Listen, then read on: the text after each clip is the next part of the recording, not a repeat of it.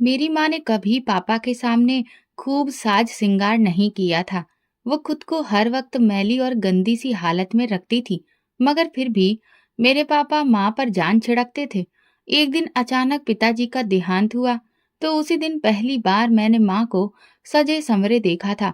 वो पापा की अर्थी के पास बैठकर दुख मनाने की बजाय जैसे खुशियां मना रही थी। लेकिन जब पिताजी का अंतिम संस्कार किया गया, तो मुझे अचानक उनकी वसीयत याद आ गई। उन्होंने मुझसे कहा था कि उन्हें अपनी जान से प्यारी पत्नी की तस्वीर के साथ ही अंतिम विदाई देना।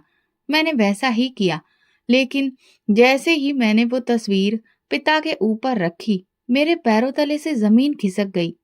मेरे पिता की शादी उनकी पसंद से हुई थी, ना कि उनके घरवालों की पसंद से। अगर उनके घरवालों की पसंद इसमें शामिल होती, तो वे कभी भी एक दूसरे के नहीं हो सकते थे। इसलिए उन्होंने घर वालों को छोड़कर एक दूसरे के प्यार को अपना लिया। स्कूल के जमाने से ही मेरे पापा माँ की खूबसूरती के दीवाने थे। शुरू शुरू में तो उन्होंने ये मोहब्बत अपने दिल में ही छुपा कर रखी थी। मेरे पिता चुपचाप माँ को देखा करते थे, मगर उन्होंने कभी भी माँ से अपनी मोहब्बत का इजहार करने की हिम्मत नहीं की। स्कूल के बाद कॉलेज में भी माँ की खूबसूरती के चर्चे पूरे कॉलेज में थे। बहुत सारे लड़कों ने माँ की खूबसूरती पर मर मिटने के बाद उन्हें प्रपोज किया, लेकिन माँ ने किसी को भी घास नहीं डाली। पिताजी ने एक दिन मौका देखकर माँ को शादी के लिए प्रपोज कर दिया, ये जाने बिना कि दोनों के घर वाले एक दूसरे के जानी दुश्मन थे। माँ ने पिताजी को इनकार कर दिया। मेरी माँ, जो पिताजी के जज्बातों को बहुत अच्छे से जानती थी, इस बात से बेखबर थी कि माँ के इनकार की वजह से पापा पर क्या बीतेगी। मेरे पापा ने पूरे कॉलेज के सामने माँ का हाथ पकड़ते हुए कहा, रजनी, याद रखना, तुम सिर्फ मेरी हो। अगर तुमने मेरे अलावा किसी दूसरे के बारे में सोचा भी, तो तुम नहीं जानती मैं क्या कर बैठूंगा। माँ एक झटके से पिताजी से अपना हाथ छुड़ाते हुए खूंखार निगाहों से उनकी तरफ देखते हुए बोली, जाकर पहले अपने घर वालों को तो मना लो। पिताजी बोले, तुम मेरे घर वालों की फिक्र मत करो। मेरी खुशी के लिए वे तुम्हें, यानी अपनी दुश्मन की बेटी को भी अपना लेंगे। पूरा कॉलेज अजीब नजरों से माँ और पिताजी की तरफ देख रहा था, मगर पिताजी के सर पर तो माँ की मोहब्बत का नशा सवार था। उन्हें लोगों की फिक्र ही कहाँ थी। उन्होंने तो जैसे तैसे करके माँ को हासिल करने के लिए ठान लिया था, और इसके लिए वे अपने घर वालों को भी छोड़ने के लिए तैयार थे। रात के खाने पर पिताजी ने दादा दादी से माँ के बारे में बात की। मैं रजनी को पसंद करता हूँ और उससे शादी करना चाहता हूँ। पिताजी की ये बात सुनकर दादाजी भड़क उठे। राजेश, ये तुम क्या बकवास कर रहे हो? वो हमारे दुश्मन की बेटी है। मैं कैसे अपने दुश्मन की बेटी को अपने घर की बहू बना सकता हूँ? तुम्हारे लिए यही बेहतर है कि तुम उस लड़की का ख्याल अपने दिमाग से निकाल दो, वरना मैं तुम्हें इस घर और इस जायदाद से बेदखल कर दूंगा। फिर मुझसे शिकायत मत करना। और तुम जानते हो, मैं जो फैसला कर लेता हूँ वो अटल होता है। दादाजी टिश्यू से अपना हाथ साफ करते हुए बोले, तो पापा ने कहा, ठीक है, फिर आप अपने फैसले पर कायम रहिए। मैं भी तो आपका ही बेटा हूँ। मैं भी देखता हूँ कि मुझे उसे अपनाने से कौन रोकता है। रजनी अब मेरी मोहब्बत ही नहीं, बल्कि मेरी जिद बन चुकी है। पिताजी ने दादी से कहा, अम्मा, आप ही समझाइए इन्हें। ये ना हो कि अपने बेटे से हाथ धो बैठें। क्या आप लोग मेरी खुशी के लिए इतना भी नहीं कर सकते? मैं ये नहीं कह रहा कि आप मेरा रिश्ता लेकर अपने दुश्मन के घर जाएं। मैं तो बस ये कह रहा हूँ कि आप रजनी को अपना लें और उसे इस घर में लाने पर मेरी जिम्मेदारी है। दादाजी ने गरजदार आवाज में कहा, बस करो राजेश, मैं इससे आगे एक और शब्द भी नहीं सुनूंगा। अपने दुश्मन की बेटी को मैं इस घर में कैसे बर्दाश्त कर सकता हूँ? उसे देखकर मेरा खून खौल उठता है, और मैं इस घर में बिल्कुल भी ऐसा माहौल नहीं चाहता। इसलिए तुम्हारे लिए यही बेहतर है कि अपना फैसला बदल लो। वैसे भी तुम्हारे लिए लड़कियों की कोई कमी नहीं है। उस लड़की के अलावा तुम जिस लड़की से कहोगे, मैं तुम्हारी शादी करवा दूंगा। अगले दिन पापा कॉलेज गए और वो घर से ये इरादा करके निकले थे कि वे माँ को लेकर यहाँ से बहुत दूर चले जाएंगे, जहाँ न पिताजी के घर वाले होंगे और न माँ के। वे दोनों एक दूसरे के साथ अपनी एक नई जिंदगी शुरू करेंगे। उसी दिन पिताजी ने माँ को पूरे कॉलेज में ढूंढा। जब माँ नहीं मिली तो वे सीधा उनके घर चले गए। माँ के घर का माहौल पिताजी के घर के माहौल से बिल्कुल मिलता जुलता था। जहाँ एक तरफ दादाजी के सीने में माँ के घर वालों के खिलाफ नफरत की आग थी, तो दूसरी तरफ माँ के घर वाले भी पिताजी के घर वालों के खून के प्यासे थे। वे पिताजी को देखते ही भड़क उठे। मेरे नाना ने पिताजी का गिरेबान पकड़ते हुए बोला, तुम्हारी हिम्मत कैसे हुई मेरी बेटी पर गंदी नजर डालने की? और तुम लोगों ने ये सोच भी कैसे लिया कि मैं अपनी बेटी की शादी तुम जैसे लोगों में करूंगा? पापा ने अपना गिरेबान छुड़ाते हुए कहा, शादी तो मैं रजनी से ही करूंगा। हम एक दूसरे को पसंद करते हैं, चाहे तो आप रजनी से ही पूछ लीजिए। मगर माँ अपनी नजरें झुकाए खड़ी थी। नाना जी बोले, ये मेरी बेटी है, ये तुम जैसे इंसान को पसंद तो क्या, तुम्हारी तरफ देखना भी गवारा नहीं करेगी। पिताजी ने कहा, रजनी तुम खामोश क्यों हो? तुम अपने पिता को बताओ ना कि तुम भी मुझे पसंद करती हो और मुझसे शादी करना चाहती हो। मगर माँ चुप रही, क्योंकि वो अपने पिता से डरती थी कि कहीं गुस्से में आकर वे कुछ उल्टा सीधा ना कर बैठें। अगले दिन पापा कॉलेज में माँ का रास्ता रोक कर खड़े थे। वे बोले, रजनी आज तो मुझे तुम बता ही दो कि तुम मुझसे प्यार करती भी हो या नहीं। माँ गुस्से से बोली, राजेश मेरा रास्ता छोड़ो। मैं इस वक्त किसी भी तरह की बहस के मूड में नहीं हूँ। मेरी क्लास का समय हो रहा है, मुझे जाने दो। पिताजी माँ के पीछे पागल हुए पड़े थे, मगर माँ को तो कोई परवाह ही नहीं थी। जब भी पापा अपनी मोहब्बत के बदले माँ की राय मांगते तो वो बिना कुछ कहे रोने लग जाती थी। एक दिन पापा बोले, रजनी अगर तुम सच में मुझसे प्यार करती हो तो सब कुछ छोड़ छाड़ कर मेरे साथ चलो। और फिर एक रात माँ और पापा खामोशी से अपने घर वालों को बिना बताए उन्हें छोड़कर एक नई जिंदगी शुरू करने के लिए वहां से बहुत दूर चले गए, जहाँ उनका कोई भी जानने वाला नहीं था। माँ पिताजी के घर छोड़ने के बाद नाना और दादाजी की दुश्मनी भी खत्म हो गई। उन्होंने मिलकर माँ और पिताजी को बहुत ढूंढा, मगर वे नहीं मिले। वे जिस शहर में गए वो उनके लिए बिल्कुल नया था। हर तरफ अजनबी लोग थे। अदालत जाकर उन लोगों ने कोर्ट मैरिज की और रहने के लिए घर ढूंढने लगे, क्योंकि वे इस शहर में नए थे और किसी को जानते भी नहीं थे। इसलिए किराए का घर ढूंढने में बहुत मुश्किल आई। पिताजी ने एक छोटा सा घर किराए पर लिया। वे बोले, रजनी अभी फिलहाल हमें यहीं रहना पड़ेगा, जब तक किसी अच्छी जगह पर रहने का ठीक ठाक बंदोबस्त नहीं हो जाता। मैं जानता हूँ कि इस घर में एडजस्ट करना बहुत मुश्किल होगा, लेकिन बहुत जल्दी कोई अच्छा सा घर ले लूंगा। माँ ने मुस्कुराकर सिर हिला दिया। पिताजी बोले, अच्छा तो मैं बाहर जाता हूँ, तुम दरवाजे की कुंडी लगा लो, मैं खाने के लिए कुछ लेकर आता हूँ। माँ घबराते हुए बोली, लेकिन मैं यहाँ अकेले कैसे रहूंगी? पिताजी ने कहा, कुछ देर की ही तो बात है, मैं अभी वापस आ जाऊंगा। खाने के बाद मार्केट चलेंगे, जो भी सामान लेना होगा वो ले आएंगे। अभी माँ और पिताजी की शादी के शुरू के दिन थे। पिताजी ने ध्यान दिया कि माँ कुछ उदास सी रहती हैं। कई बार उन्होंने माँ से पूछा, रजनी क्या तुम शादी से खुश नहीं हो या फिर तुम्हें अपने घर वालों की याद आती है? तो उन्होंने मुस्कुराते हुए कहा, नहीं राजेश, ऐसा कुछ भी नहीं है, मैं शादी से खुश हूँ। और रही बात घर वालों की, तो उनकी याद तो आएगी ही ना। मेरा बहुत मन करता है कि मैं जाकर अपने मम्मी पापा से मिलूं, मगर मैं ये भी जानती हूँ कि अगर मैं वहां गई तो वे मुझे जिंदा नहीं छोड़ेंगे। आखिरकार मैंने उनकी इज्जत पैरों तले रौंद दी है। ऐसी बेटी को कोई देखना भी गवारा नहीं करेगा। पिताजी माँ को तसल्ली देते हुए बोले, तुम फिक्र मत करो, देखना बहुत जल्द हम सब इकट्ठे होंगे। ये दूरियां कुछ समय के लिए ही हैं। जब सब कुछ ठीक हो जाएगा तो हम वापस चले जाएंगे। माँ ने कहा, भगवान ऐसा ही करे। जब तक पिताजी खाना लेकर लौटे तब तक माँ ने पूरे घर की सफाई कर ली।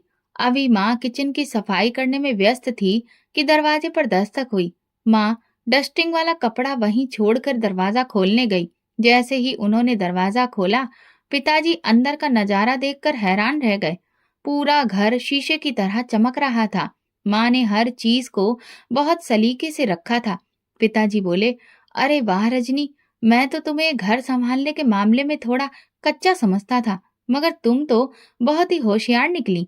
ऐसा लग ही नहीं रहा कि ये वही घर है। हर तरफ गंदगी थी, अब तो पूरा घर ऐसा चमक रहा है जैसे ये कभी गंदा था ही नहीं। लेकिन सिर्फ एक चीज की कमी है। माँ बोली, वो क्या? पिताजी माँ के चेहरे पर आए बालों की लटों को पीछे करते हुए बोले, अगर तुम भी नहा धोकर थोड़ा तैयार हो जाती तो क्या ही बात होती।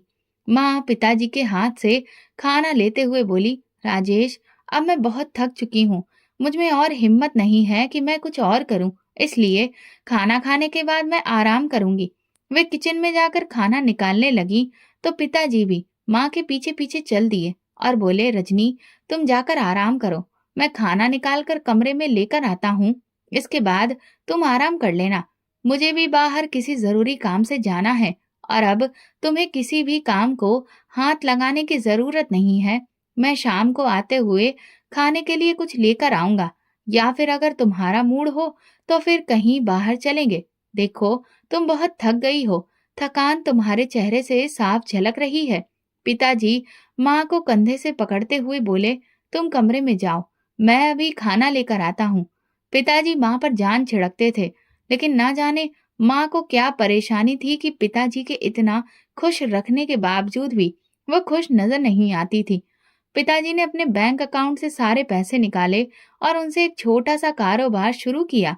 साथ ही साथ उन्होंने उस छोटे से घर से निकलकर एक बड़ा और साफ सुथरा घर किराए पर लिया। माँ प्रेग्नेंट थी। उनका कहना था कि राजेश, मुझे यहाँ से कहीं ले चलो। इस छोटे से घर में मेरा दम घुटता है, मैं खुलकर सांस नहीं ले पाती।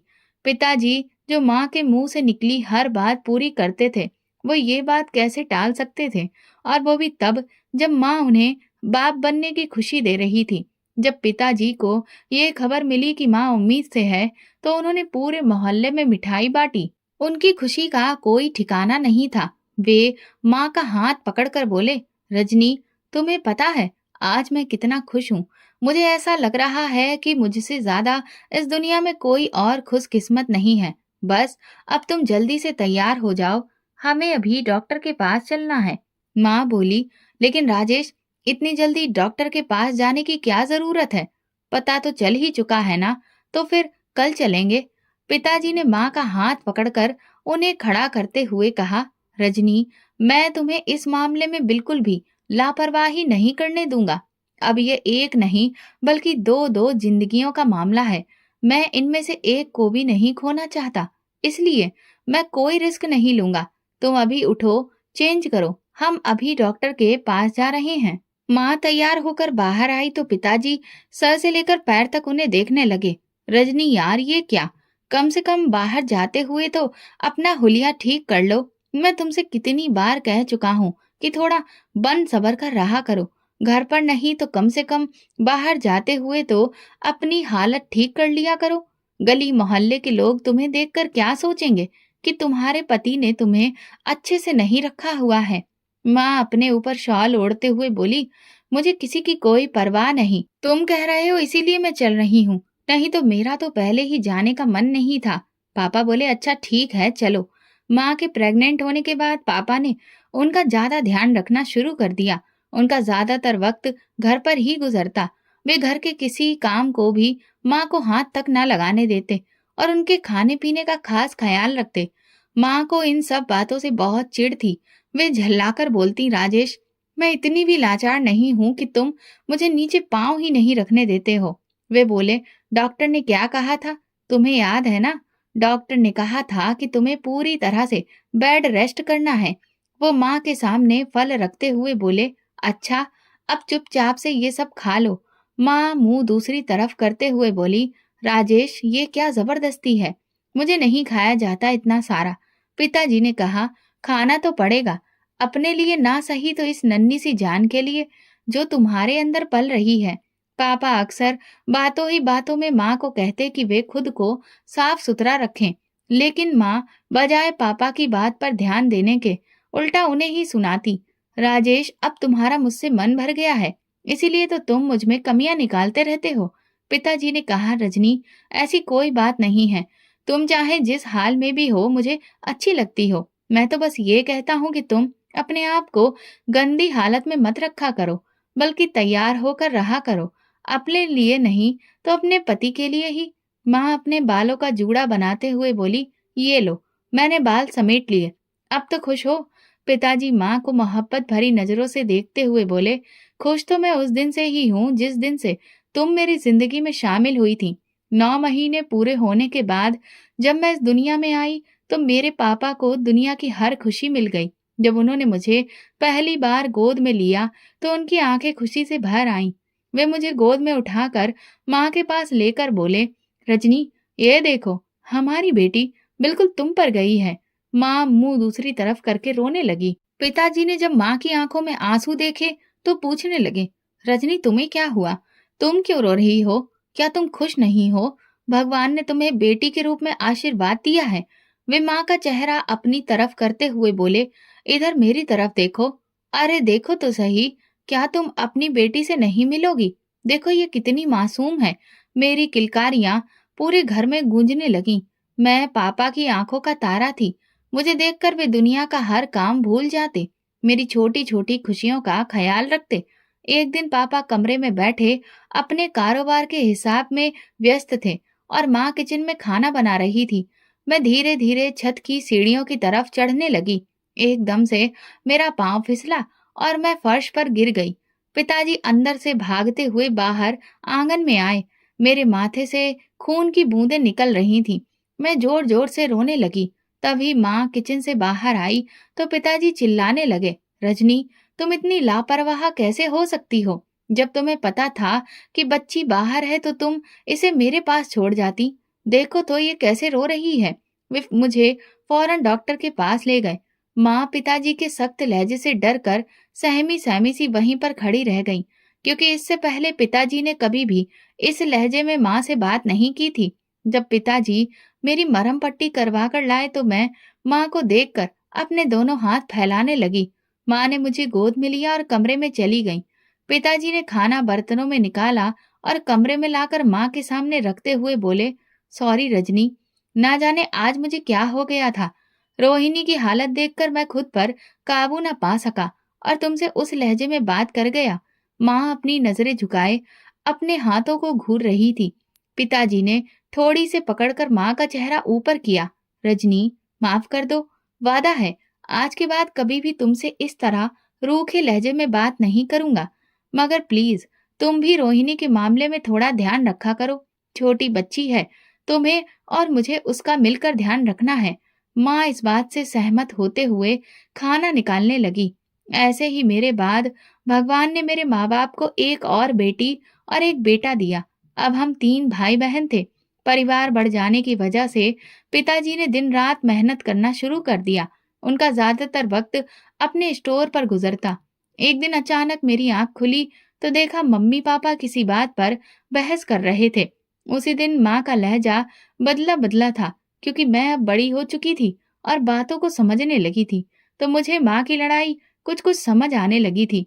पिताजी माँ को प्यार से समझाने की कोशिश कर रहे थे, रजनी, ये सब छोड़ दो, यही तुम्हारे और मेरे बच्चों के लिए सही है। मैं 8वीं क्लास की पढ़ाई कर रही थी जब स्कूल में पेरेंट्स टीचर मीटिंग हुई। मैंने अपने पापा और मम्मी दोनों से कहा कि वे मेरे साथ चलें। पापा प्यार से मेरे सिर पर थपकी देते हुए बोले, रोहिणी बेटा, मुझे तो स्टोर पर बहुत काम है, अगली बार मैं जरूर चलूंगा। तुम ऐसा करो कि अपनी माँ को साथ ले जाओ। माँ, जो मेरे लिए नाश्ता बना रही थी, मुड़कर पिताजी की तरफ देखते हुए बोली, ठीक है, मैं रोहिणी के साथ चली जाऊंगी। पिताजी अपना बैग कंधे पर डालते हुए बोले, अच्छा, मैं जा रहा हूँ। तो माँ ने कहा, लेकिन राजेश, नाश्ता तो करते जाओ। पिताजी बोले, मैं पहले ही बहुत लेट हो चुका हूँ, इसलिए वहीं पर जाकर नाश्ता कर लूंगा। बस तुम जल्दी से रोहिणी के साथ चली जाओ। फिर वे स्टोर चले गए। माँ मुझे आवाज देते हुए बोली, रोहिणी, इधर आओ, तुम जल्दी से नाश्ता कर लो, मैं अभी तैयार होकर आती हूँ। कुछ ही देर में जब माँ कमरे से बाहर आई तो मैं माँ को देखती रह गई, क्योंकि आज से पहले मैंने माँ को इतना सजा संवरा कभी नहीं देखा था। मैंने तो हमेशा उन्हें मैले कुचले और गंदे कपड़ों में ही देखी रहती थी। पिताजी के 1000 बार कहने के बावजूद भी माँ खुद को साफ सुथरा नहीं रखती थी। इसके बावजूद भी पिताजी ने कभी भी माँ को तिरस्कार की नजर से नहीं देखा। माँ ने मुझे अपनी तरफ देखते हुए बोला, ऐसे क्या देख रही हो? मैंने अपने दोनों हाथ गालों पर रखकर कहा, माँ, आप कितनी सुंदर लग रही हैं। मेरी सारी सहेलियां आपको देखती रह जाएंगी। माँ बोली, अच्छा सुनो रोहिणी, तुम अपने पापा से इस बात का जिक्र मत करना कि मैं तुम्हारे स्कूल तैयार होकर गई थी, वरना वो गुस्सा होंगे। मैं अपने दिमाग पर जोर देते हुए सोचने लगी कि जहां तक मुझे याद है, पापा तो खुद माँ को सजने संवरने को कहते थे, फिर वो गुस्सा क्यों होंगे? माँ मेरा हाथ पकड़ते हुए बोली, चलो, जल्दी चलो, ताकि तुम्हारे पापा के आने से पहले हम घर वापस आ जाएं। जब मैं और माँ स्कूल से आए, तो माँ आते ही फिर से अपना वही पुराना हुलिया बना लेती, क्योंकि वो साफ सुथरे कपड़ों में पापा के सामने नहीं जाना चाहती थी। एक दिन पापा स्टोर से आते हुए माँ के लिए मार्केट से दो खूबसूरत साड़ियां लेकर आए। उन्हें देखकर माँ खुश होने के बजाय बोली, राजेश, इस सब की क्या जरूरत थी? मेरे पास पहले ही काफी सारी साड़ियां हैं, कुछ तो मैंने अभी पहन कर भी नहीं देखी हैं। पापा माँ का हाथ पकड़कर उन्हें अपने पास बिठाकर बोले, रजनी, मैं चाहता हूँ कि तुम हर रोज नई साड़ी पहनो, खुद को खूब सजाओ संवारो। मैं स्टोर से थक कर आता हूँ, मगर जब तुम्हारा ऐसा हाल देखता हूँ तो मुझे अच्छा नहीं लगता। अभी ये कपड़े लेकर आया हूँ, इनमें से कुछ अच्छा सा पहनकर तैयार हो जाओ। हम सब लोग बाहर खाना खाने जाएंगे। बाहर जाने का नाम सुनकर हम तीनों भाई बहन खुश हो गए, क्योंकि पापा के पास इतना वक्त कहाँ होता था कि वो हमें बाहर घुमाने ले जाएं, और माँ को घर के कामों से फुर्सत नहीं मिलती थी। माँ उन दोनों साड़ियों को एक तरफ रखते हुए बोली, राजेश, तुम बच्चों को ले जाओ, मेरा मन नहीं कर रहा।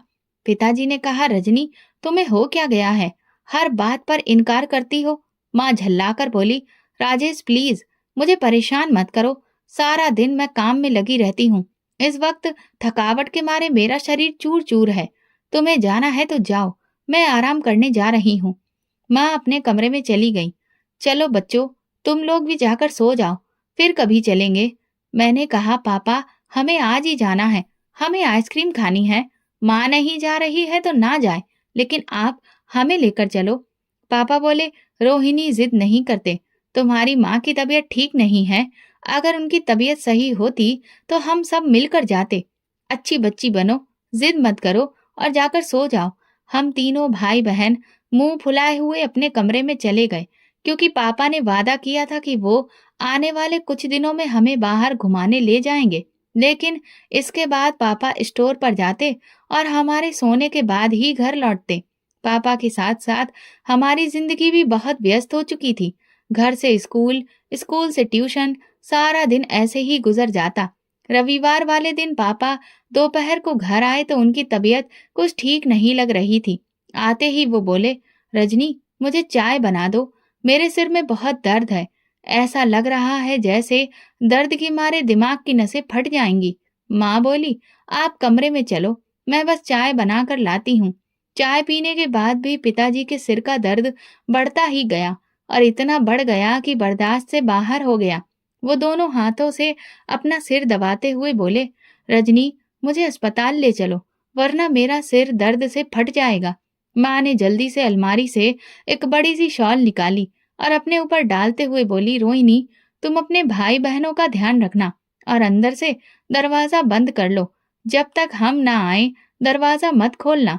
पापा को ऐसी हालत में देखकर मैं रोने लगी और रोते हुए बोली, माँ, आप पापा को लेकर जल्दी आ जाना। वहां पहुंचते ही अस्पताल वालों ने पापा के कुछ टेस्ट किए। डॉक्टर ने दवा दी, लेकिन खाने के बाद भी पापा को कुछ फर्क ही नहीं पड़ा।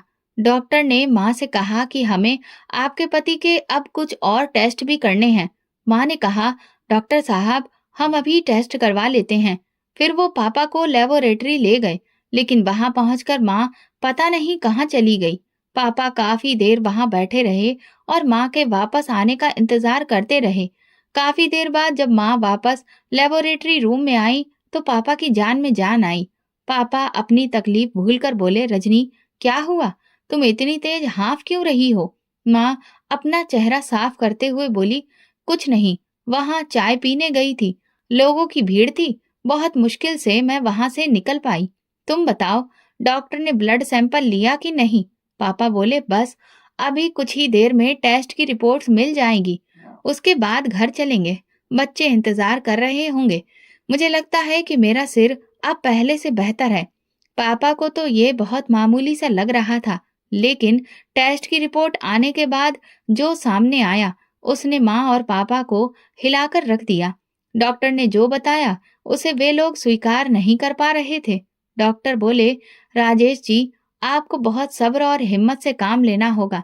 ऐसा बिल्कुल नहीं है कि इस बीमारी का कोई इलाज नहीं है। ये बीमारी ठीक हो सकती है। क्या आप मुझे बता सकते हैं कि इससे पहले भी आपके सिर में दर्द रहता था या नहीं? पिताजी बोले, जी हाँ डॉक्टर साहब, इससे पहले भी कई बार ऐसा दर्द हुआ है, लेकिन काफी तेज होने के बाद ये बंद भी हो जाता था। तो मैंने सोचा कि शायद काम का बहुत ज्यादा बोझ होने की वजह से मेरे साथ ऐसा हो रहा है।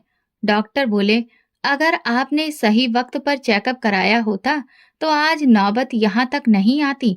आपका ब्रेन ट्यूमर आखिरी स्टेज में है, लेकिन फिर भी हम अपनी पूरी कोशिश करेंगे। जब माँ पिताजी को अस्पताल से घर लाई तो कंधे पर हाथ रखते हुए बोली, राजेश, घर आ गया है। पापा एकदम से चौंके। घर आते ही पापा ने हम तीनों भाई बहनों को अपने सीने से लगाया और हिचकियों से रोने लगे। मैं पिताजी का चेहरा अपने हाथों में लिए उनके आंसू साफ करते हुए बोली, पापा, आप ठीक तो हैं? रो क्यों रहे हैं? पापा ने आंसुओं के बीच बोलते हुए कहा, बस ऐसे ही, तुम लोगों के बिना मैं नहीं रह सकता। मैंने कहा, पापा, हम भी तो आपके बिना नहीं रह सकते। आपको पता है, जब आप रात को स्टोर से को आते हैं तो हमारी नजरें आपके इंतजार में दरवाजे पर लगी रहती हैं। पापा बोले, मेरे बच्चे, मैं भी तुम लोगों के बिना नहीं रह सकता, लेकिन मुझे लगता है कि मेरे पास बहुत कम वक्त है। मैंने कहा, पापा, आप ऐसा मत कहिए। जब मुझे पता चला कि पापा को ब्रेन ट्यूमर है तो मैं बहुत रोई। भगवान से रो रो कर अपने पिता को ठीक करने की दुआएं करने लगी, लेकिन शायद मेरी दुआओं में इतना असर नहीं था। इसलिए एक रात मेरे पिता खामोशी से इस दुनिया को छोड़ गए। वो रात हमारे लिए जैसे कयामत की रात थी। मैं पिताजी के चेहरे को बार बार छू कर कहती, पापा, उठो ना। आपने तो कहा था कि आप हमें छोड़कर नहीं जाएंगे, तो फिर आप इस तरह से हमें छोड़कर क्यों चले गए? हम अब कैसे जिएंगे आपके बिना? हमारे घर में मातम पसरा हुआ था। हम तीनों भाई बहनों का रो रो कर बुरा हाल था। उस वक्त हमें माँ की तसल्ली की जरूरत थी, लेकिन माँ कहीं भी हमारे आस पास नहीं थी। वो पापा के पास बैठी थी, लेकिन हमारी आंखें उन्हें ढूंढ रही थी, मानो वो इस भीड़ में कहीं खो गई हो। जब मैं इधर उधर देख रही थी, अचानक मेरी नजर माँ पर पड़ी तो जैसे मेरे सिर पर आसमान टूट पड़ा। मुझे माँ से इस हरकत की बिल्कुल भी उम्मीद नहीं थी। वजह यह थी कि पापा की मौत पर जहां हर किसी की आंखें नम थीं, वहीं माँ पूरी तरह से सजी धजी किसी सजावटी सामान की तरह पापा की अर्थी के पास बैठी थी, मानो कोई उत्सव हो रहा हो। मैं क्रोधित हो उठी। जब तक पापा जिंदा थे, उनके बार बार कहने पर भी माँ ने कभी खुद को सजाया संवारा नहीं, और आज जब वो विधवा हो गईं, उन्हें दुखी होने के बजाय सज धज कर लोगों के सामने बैठना ठीक लगा। गली मोहल्ले की औरतें माँ की इस हरकत पर बहुत हैरान थीं। वे कह रही थीं, जिस औरत का पति उसे छोड़कर चला गया, वो ऐसे सजी धजी उसकी अर्थी के पास कैसे बैठ सकती है?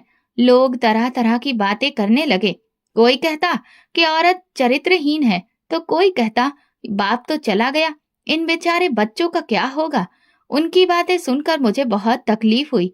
दिल चाहा कि जमीन फट जाए और मैं उसमें समा जाऊं। मैं तुरंत माँ के पास गई और उनके कान में धीरे से कहा, माँ, ये क्या हरकत है आपकी? आपकी वजह से लोग तरह तरह की बातें कर रहे हैं। माँ आग बबूला होकर बोली, मुझे लोगों की कोई परवाह नहीं। लोगों की तो आदत है बातें बनाना। क्या मैं लोगों की वजह से जीना छोड़ दूं? मैंने नम आंखों से माँ की तरफ देखा और कहा, क्या आपको पापा की मौत का जरा भी दुख नहीं है? आखिर वो आपसे कितना प्यार करते थे, आप पर जान छिड़कते थे। आप जो भी कर रही हैं, उससे तो बिल्कुल भी नहीं लगता कि आपके पति के बिछड़ने का आपको कोई गम है। इस मौके पर ऐसी हरकतें क्यों? माँ साड़ी का पल्लू ठीक करते हुए बोली, मेरी भलाई से, और तुम इधर से उठो, जाकर अपने पिता की अर्थी के पास बैठो। उनका आखिरी वक्त है, उनके पास समय बिताओ। जब पापा को घर से ले जाया जाने लगा तो मैंने उनके हाथों को पकड़कर रोते हुए कहा, पापा, एक बार उठ जाइए, मत जाइए। मैं तो आपकी लाडली बेटी हूँ। आप अपनी लाडली को छोड़कर कैसे जा सकते हैं? वो आपके बिना कैसे जिएगी? जब उनकी अर्थी को उठाया गया तो ऐसा लगा जैसे मेरी दुनिया ही खत्म हो गई हो। मैं रोती रही लेकिन पापा नहीं उठे। मुझे याद आने लगा कि पापा तो कभी मेरी आंखों में आंसू भी नहीं देख सकते थे, और आज उनकी बेटी उनकी जुदाई में हजारों आंसू बहा चुकी थी। माँ ने मुझे अपने पास रगाते हुए कहा, रोहिणी, हिम्मत रखो, जाने वाले को कौन रोक सकता है। मगर मेरे आंसू रुक ही नहीं रहे थे। उस दिन मुझे लग रहा था कि जैसे मैं भी मरकर पापा के साथ ही चली जाऊं। जब उन्हें अंतिम संस्कार के लिए ले जाया गया तभी मुझे अचानक पापा की वसीयत याद आई। उन्होंने कहा था कि उन्हें अपनी जान से प्यारी पत्नी की तस्वीर के साथ अंतिम विदाई दी जाए। मैंने वैसा ही किया। मैंने चुपके से, बहुत गोपनीय तरीके से माँ की तस्वीर अपने भाई को दी और कहा कि किसी भी तरह इसे छिपाकर पिताजी की अर्थी पर रख देना, क्योंकि मैं सच्चाई जानना चाहती थी। आखिर पापा की इस बात का क्या मतलब था? माँ की तस्वीर को अपने साथ वो क्यों ले जाना चाहते थे? मुझे पता था कि पापा माँ को बहुत चाहते थे। माँ अब भी वैसे ही तैयार होकर बैठी थी और लोग हैरान थे। मुझे कुछ होश नहीं था कि कौन आ रहा है, कौन जा रहा है। जब इतना बड़ा घाव लगता है तो इंसान दुनिया से बेगाना हो जाता है। मेरे कानों में पापा की आवाज गूंज रही थी। ऐसा लग रहा था जैसे वे घर के किसी कोने से आकर मुझे अपनी छाती से लगा लेंगे। मैं उदास आंखों से चारों ओर देख रही थी, शायद कहीं से पापा आ जाएं, मगर मैं नादान थी। जानती थी कि पापा वहां चले गए हैं जहां से कोई लौट कर नहीं आता। मैं भी रो रही थी। तभी माँ मेरे पास आकर बोली, बस करो रोहिणी, और कितना रोगी? तुम्हारे रोने से पापा वापस थोड़ी ना आ जाएंगे। ये आंसू बहाकर तुम उन्हें और खुद को ही तकलीफ दे रही हो। मैं बोली, क्या करूं? एक पल के लिए भी पापा का चेहरा मेरी आंखों से ओझल नहीं होता। वो मेरे पापा थे, इतनी जल्दी उन्हें कैसे भूल जाऊं? ठीक है, माँ बोली, भूले भूल न सको, लेकिन ये जख्म धीरे धीरे भर जाएंगे। मैंने माँ की ओर देखा और कहा, आप अपना ये रूप बदल लीजिए। ये सब देखकर मुझे बहुत दुख हो रहा है। पापा के होते हुए आपने ये सब कभी नहीं किया, और आज ही आपको ये सब करना था। अब मैं लोगों की बातें बर्दाश्त नहीं कर सकती। मैंने कहा। माँ बोली, आखिर तुम्हें दिक्कत क्या है लोगों से? तुम मेरे रूप से इतनी तकलीफ क्यों ले रही हो? लोगों को जो सोचना है सोचने दो। क्या वे कुछ कह देंगे तो मैं तैयार होना छोड़ दूंगी? मैंने कहा, माँ, अफसोस है मुझे कि पापा के जिंदा होते हुए आपने उनकी इच्छा कभी पूरी नहीं की। हमेशा गंदे कपड़ों में रहती थी। अब न जाने आप क्या साबित करना चाहती हैं। माँ उंगली उठाते हुए बोली, रोहिणी, तुम ज्यादा बदतमीज होती जा रही हो। ये सब तुम्हारे पापा के लाड़ प्यार का ही नतीजा है, जो तुम इस तरह से सर पर चढ़कर बोल रही हो। मैं खामोशी से माँ की बातें सुनती रही, क्योंकि अब मेरे नखरे उठाने वाला कोई नहीं था। मैं कमरे में बैठी थी और शाम होने का इंतजार कर रही थी, क्योंकि पापा ने कहा था कि मेरी पत्नी की तस्वीर मेरे साथ जलाई जाए और फिर शाम के वक्त चमत्कार देखना। मैंने वैसा ही किया। जैसे ही शाम हुई और दिया जलाया गया, तभी मेरे पैरों तले से जमीन खिसक गई।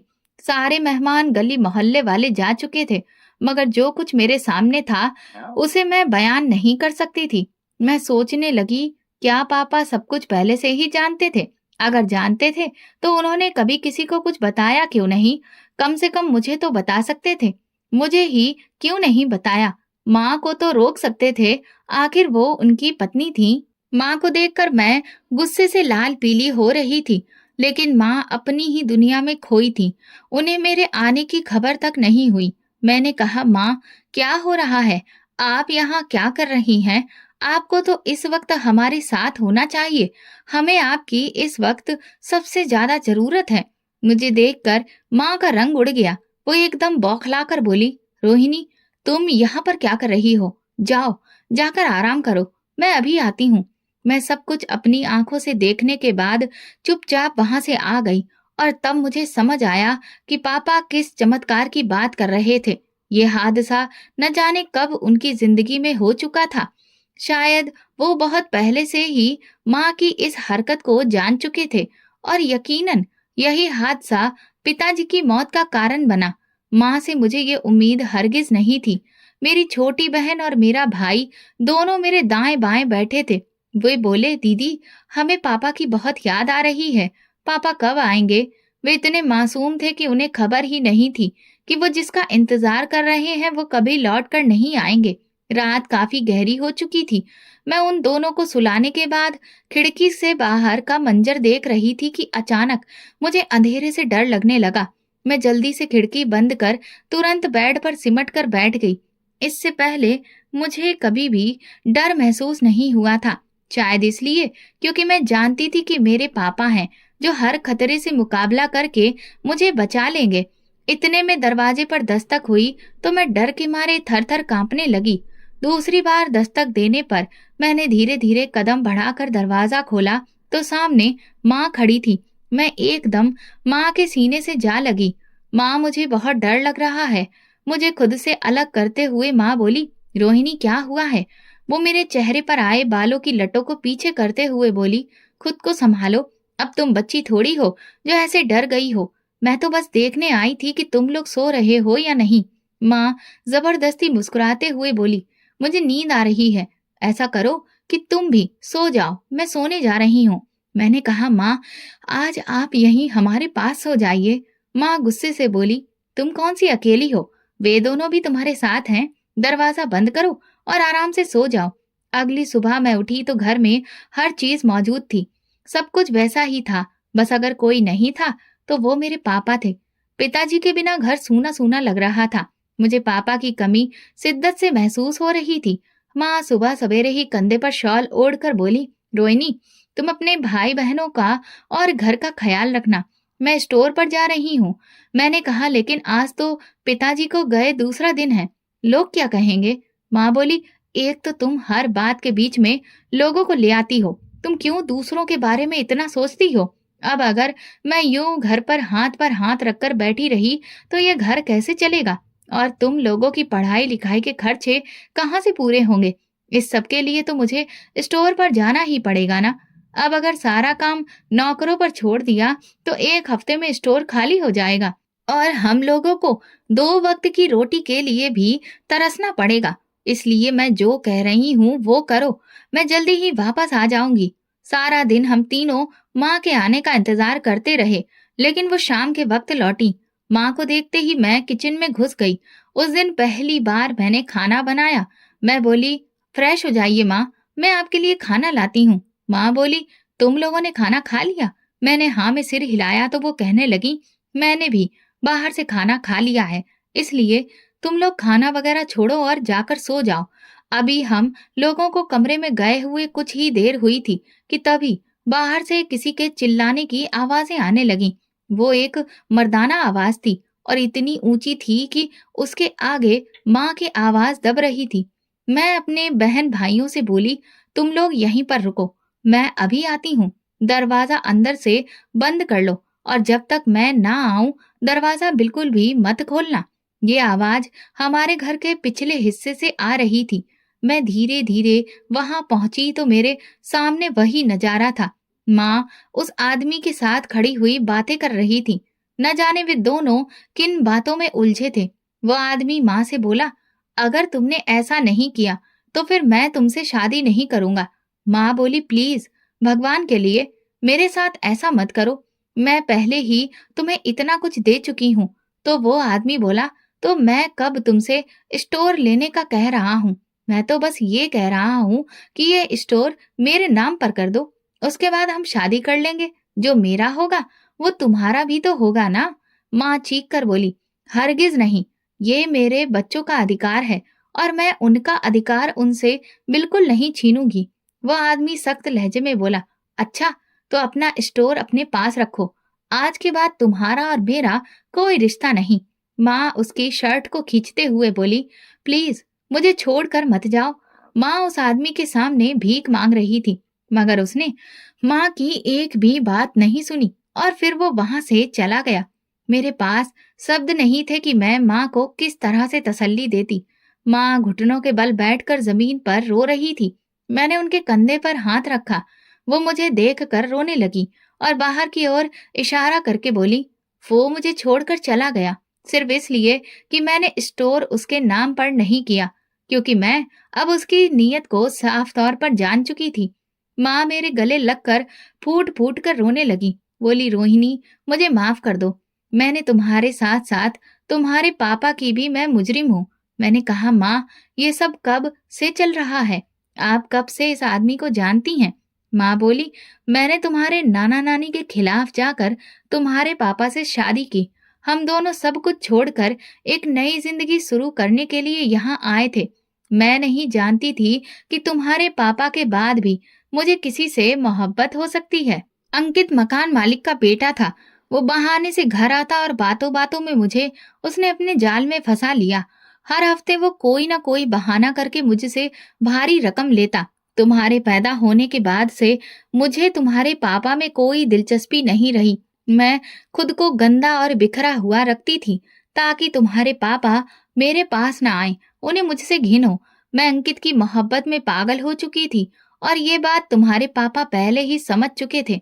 इसके बावजूद उनकी मोहब्बत में कभी कोई कमी नहीं आई। वो आज भी मुझे उतनी ही शिद्दत से चाहते थे और एक मैं बदनसीब थी जो उनकी मोहब्बत को ठुकराती रही, उस इंसान के पीछे भागती रही जिसे सिर्फ दौलत की भूख थी और कुछ नहीं। तुम्हें पता है आज अंकित मुझसे क्या मांग रहा था? वो स्टोर के कागजात मांग रहा था और कह रहा था कि स्टोर मेरे नाम पर कर दो, तभी मैं तुमसे शादी करूंगा। जब मैंने उससे कहा कि ये स्टोर मैं तुम्हारे नाम बिल्कुल नहीं करूंगी, ये मेरे बच्चों का हक है, तो वो भड़क उठा और चिल्लाने लगा। रोहिणी, अगर हो सके तो मुझे माफ कर दो। मैं अब खुद से नजरें मिलाने के काबिल नहीं रही। मैंने कहा, माँ, जो गलती आपसे हो चुकी है उसे मत दोहराइए। और फिर गलतियां तो इंसान से ही होती हैं।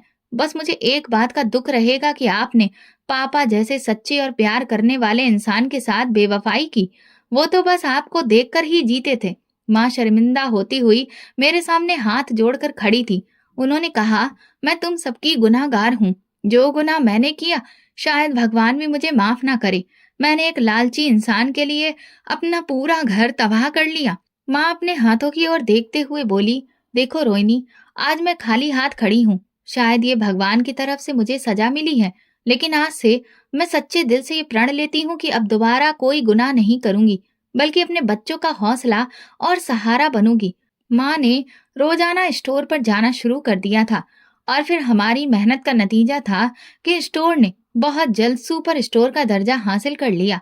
काम के साथ साथ माँ हम बहन भाइयों का भी बहुत अच्छे से ध्यान रखती थी।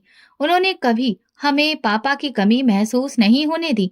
अभी जब कभी मैं सोचती हूँ तो मेरी आत्मा कांप जाती है कि अगर माँ सही रास्ते पर नहीं आती तो हम बहन भाइयों का क्या होता। हमें शायद सौतेले बाप के जुल्म को सहना पड़ता। मैं भगवान की शुक्रगुजार हूँ कि जिन्होंने वक्त रहते मेरी माँ को सद्बुद्धि दी और समझ दी। आज हम लोग एक खुशहाल और निश्चिंत जिंदगी जी रहे हैं।